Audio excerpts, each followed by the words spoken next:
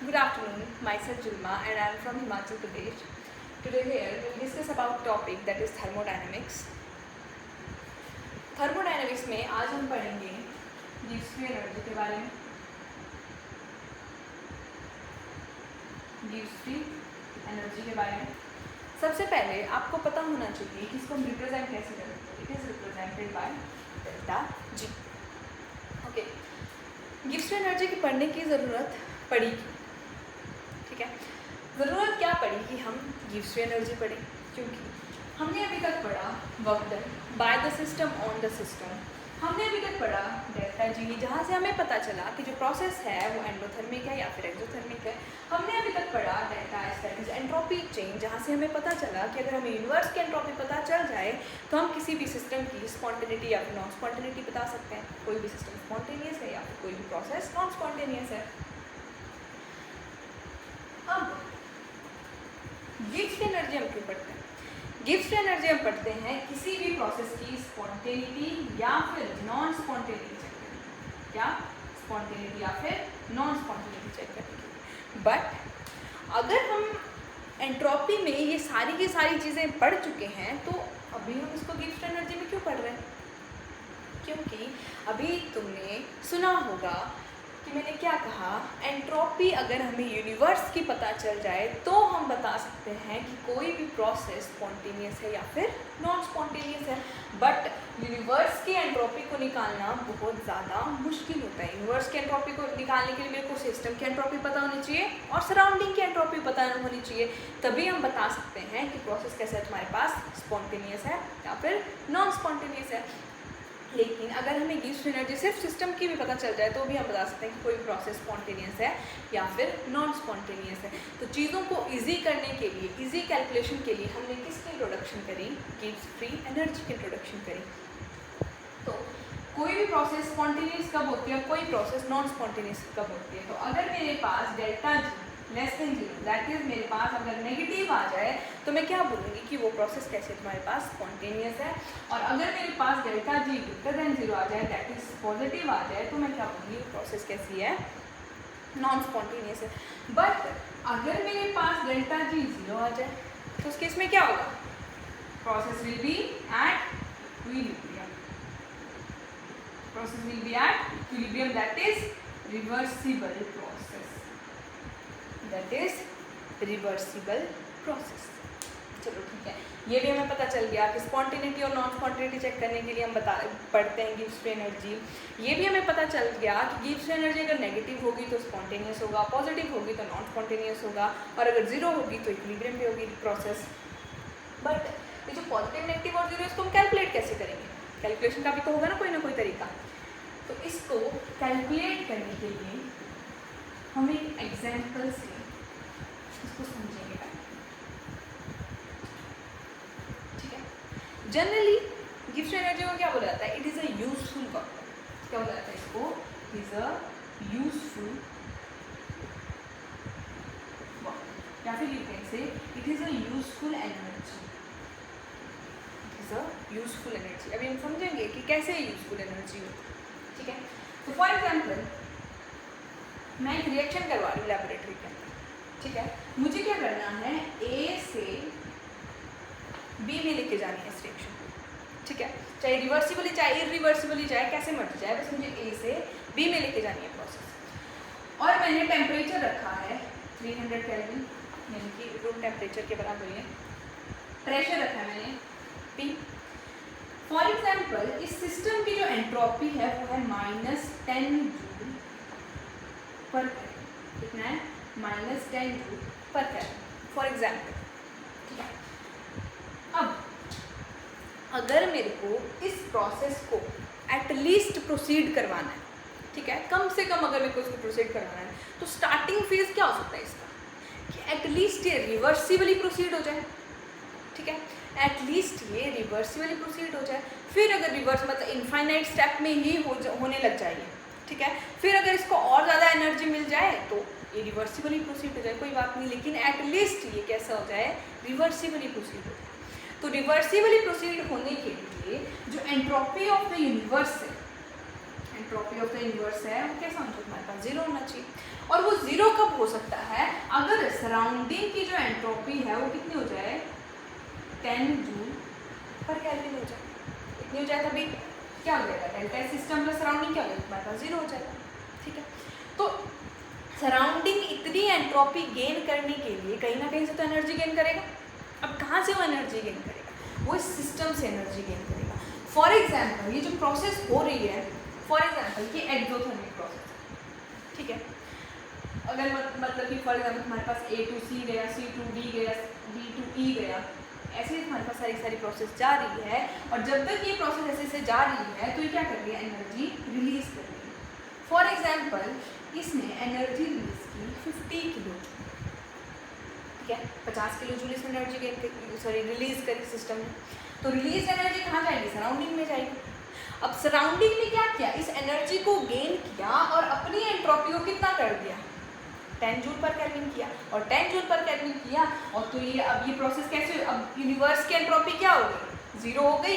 अब ये जो रिएक्शन है ये कैसे प्रोसीड होना स्टार्ट हो गई है, रिवर्सिबली प्रोसीड होना स्टार्ट हुई है। A to B बन रहा है लेकिन B से फिर से क्या बन रहा है, A बन रहा है।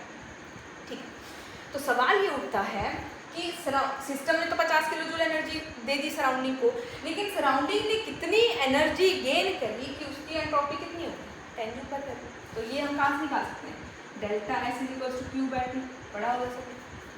तो सराउंडिंग ने कितनी एनर्जी गेन करी कि उसकी एंट्रोपी कितनी होगी हमारे पास, 10 जूल पर केल्विन होगी। तो वही हमें यहाँ पे निकालना है। टेम्परेचर कितना है हमारे पास, 300 केल्विन था।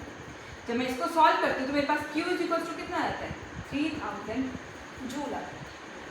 मतलब कि सराउंडिंग ने 50 किलो जूल में से सिर्फ और सिर्फ 3000 जूल एनर्जी गेन करी। मतलब कितने किलो जूल एनर्जी गेन करी, 3 किलो जूल एनर्जी उसने क्या किया, गेन की।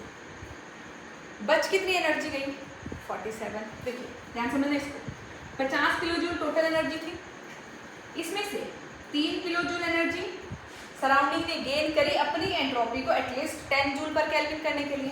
ठीक, बच कितनी गई मेरे पास, 47 किलो जूल एनर्जी बची ना मेरे पास इतनी एनर्जी। ठीक है, तो ये जो मेरे पास एनर्जी बच गई इसी को हम क्या बोलते हैं, गिव्स फ्री एनर्जी। क्या बोलते हैं इसको हम, गिव्स फ्री एनर्जी।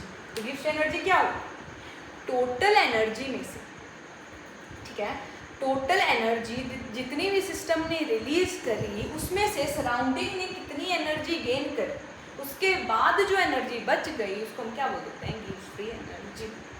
या फिर अगर मेरे को उसको ऐसे एक्सप्लेन करना हो कि हाँ अगर रिएक्शन रिवर्सिबली एटलीस्ट प्रोसीड हो जाए, ठीक है, तो किसी भी प्रोसेस को एटलीस्ट रिवर्सिबली प्रोसीड करवाने के लिए सराउंडिंग ने जो एनर्जी गेन करी, ठीक है, उसके अलावा जो एनर्जी बच गई उसको हम क्या बोलते हैं, गिव्स फ्री एनर्जी।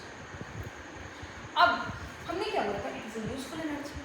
तो ये जो हमने एनर्जी बचाई, यानी कि सराउंडिंग ने जो भी 3 किलो जूल एनर्जी गेन करी और ये जो एनर्जी बच गई, इस बची हुई एनर्जी को हम क्या बोलते हैं, यूजफुल एनर्जी। क्यों हम इसको यूजफुल एनर्जी बोलते हैं, क्योंकि इस एनर्जी को हम एक्सट्रैक्ट आउट कर सकते हैं। ठीक है, लेकिन अब देखो सराउंडिंग को चाहिए थी मिनिमम इतनी एनर्जी, ठीक है, लेकिन मिनिमम से इसका पेट थोड़ी ना, क्योंकि अगर कोई प्रोसेस देखो ना, कोई प्रोसेस अगर नंबर ऑफ स्टेप्स में जा रही है और उसके पास एक्स्ट्रा अमाउंट ऑफ एनर्जी भी, ठीक है, सराउंडिंग में उसके बहुत सारी एनर्जी है, तो वो उस एनर्जी को गेन करके सराउंडिंग की एंट्रोपी को बढ़ाएगा और अपने खुद को क्या करेगा, इरिवर्सिबल करना प्रेफर करेगा।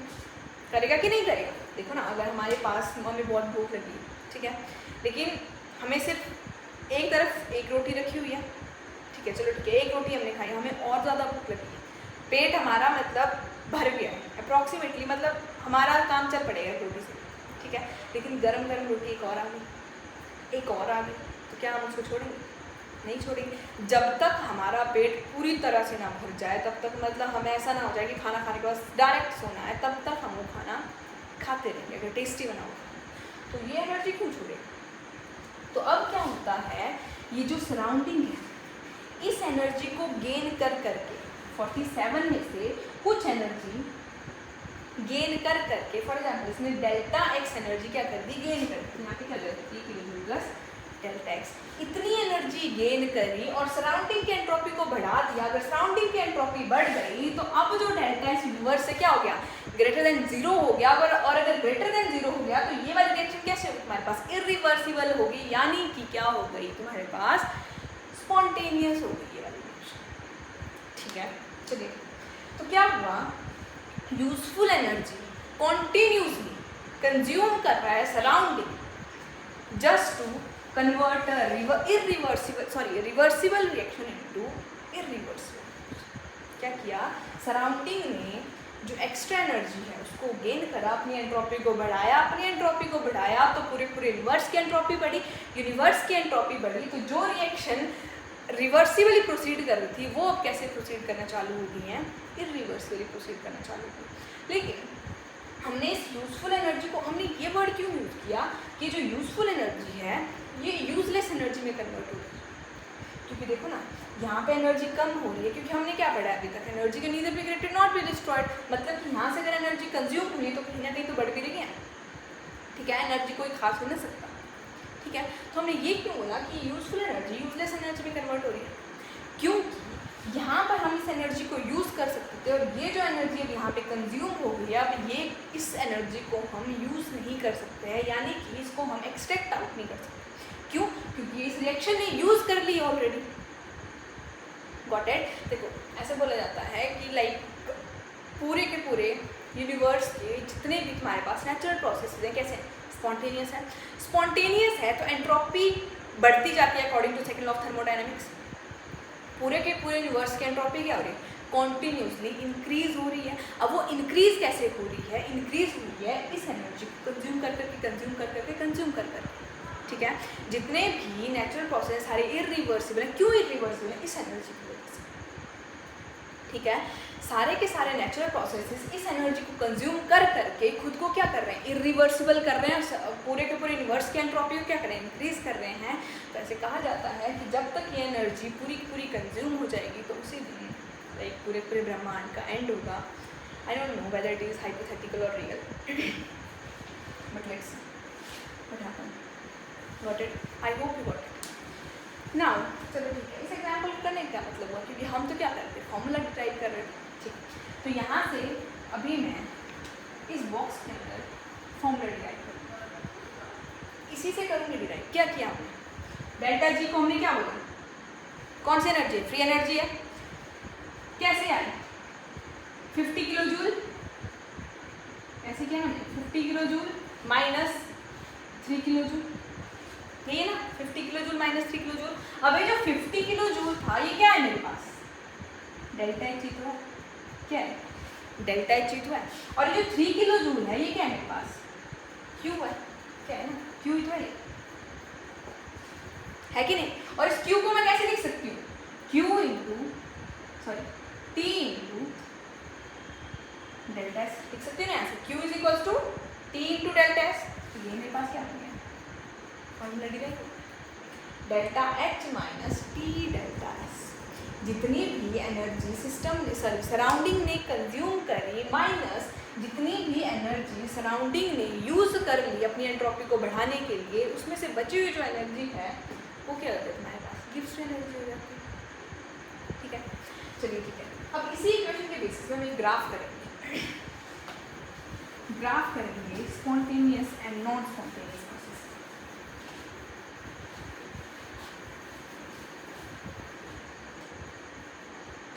देखिए फॉर एग्जाम्पल ये मेरे पास डेल्टा एच है, ये मेरे पास डेल्टा एस है, और ये मेरे पास डेल्टा जी है, और ये मेरे पास स्पॉन्टेनियस है या फिर नॉन स्पॉन्टेनियस प्रोसेस। ठीक है, अब देखो अगर मेरे पास डेल्टा एच नेगेटिव आया और डेल्टा एस भी for example negative, delta H भी नेगेटिव है और डेल्टा एच भी नेगेटिव है, तो कोई भी प्रोसेस स्पॉन्टेनियस कब होगा, कोई। अब ये जो डेल्टा जी है ये पॉजिटिव भी हो सकता है और नेगेटिव भी हो सकता है, किसके ऊपर डिपेंड करेगा, इस टेम्परेचर के ऊपर डिपेंड करेगा कि नहीं करेगा। अगर तुम्हारे पास टेम्परेचर बहुत कम है, टेम्परेचर बहुत कम है तो प्रोसेस कैसे होगी तुम्हारे पास, non spontaneous. At low temperature the process will be spontaneous at low, क्योंकि देखो अगर टेम्परेचर कम रहेगा तो पॉजिटिव वैल्यू क्या रहेगी, कम रहेगी, और नेगेटिव वैल्यू क्या रहेगी, ज़्यादा रहेगी, और ओवरऑल डेल्टा जी क्या क्या आएगा तुम्हारे पास, नेगेटिव आएगा। और हमें पता है कि अगर डेल्टा जी नेगेटिव होता है तो प्रोसेस कैसी होती है तुम्हारे पास, स्पॉन्टेनियस होती है। दूसरी बात, अगर मेरे पास डेल्टा जी पॉजिटिव आ गया तो, अगर मेरे पास डेल्टा जी पॉजिटिव आ गया और डेल्टा एस भी पॉजिटिव आ गया, तो कौन से टेम्परेचर पे डेल्टा जी नेगेटिव आएगा, या फिर कौन से टेम्परेचर पे प्रोसेस स्पॉन्टेनियस होगी। तो अगर at delta G is negative, that is less than 0 at high temperature, process will be spontaneous। ठीक है। थर्ड केस आ जाता है मेरे पास कि अगर मेरे पास डेल्टा H पॉजिटिव है और ये मेरे पास नहीं है, तो चाहे मैं एडी चोटी का जोड़ लगा दूं, कभी भी डेल्टा G नेगेटिव नहीं आएगा। ऑलवेज क्या रहेगा, ग्रेटर देन 0, और हमेशा ही क्या रहेगी प्रोसेस, नॉन स्पॉन्टेनियस। क्या रहेगी, हमेशा ही नॉन स्पॉन्टेनियस रहेगी। और दूसरी बात, अगर मेरे पास ये नेगेटिव हो गया और ये मेरे पास पॉजिटिव हो गया, तो at any temperature delta G will be negative and always will be spontaneous at any temperature। You got it? I hope you understand the concept of Gibbs free energy. Thank you.